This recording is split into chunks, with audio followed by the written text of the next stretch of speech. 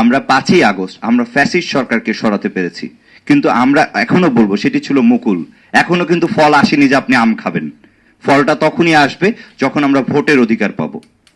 আপনারা যারা গণতন্ত্রের কাজ করছেন, আমরা কিন্তু আমাদের আন্দোলন এখনো থেমে যায়নি। আমি প্রিয় রিপন ভাইকে পরশুদিন পাঠিয়েছিলাম যে আমরা জাতিসংঘে যেখানে কাজ করছিল মেক্সিকো এবং কেনিয়াকে নিয়ে, সেখানে আমি আমাদের সফটওয়্যারের মধ্যে এআই দিয়ে ইউজ করে কিভাবে বন্যা 7 দিন আগে থেকে আমরা একটি তথ্য পেতে পারি যে কি পরিমাণ ক্ষতি হতে পারে, বন্যাটা কিভাবে কোন দিকে যেতে পারে, সেটা যেন এআই দিয়ে তাৎক্ষণিক ভিজুয়ালাইজ করা যায়। এবং এই সফটওয়্যারটা আমি রিপন ভাইকে অলরেডি দেখিয়েছি। এটির কারণ কি, বাংলাদেশে কিন্তু বন্যা দিয়েও বিপদ আসতে পারে।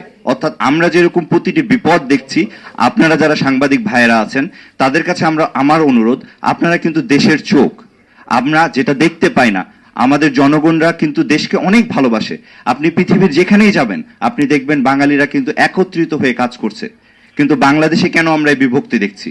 বাংলাদেশে আমি আশা করি আমাদের প্রত্যেকটি ভাই, প্রত্যেকটি বোন আমরা এক হয়ে একত্রিত হয়ে বাংলাদেশকে একটি সোনালী সুন্দর দেশ হিসাবে গড়ে তুলব।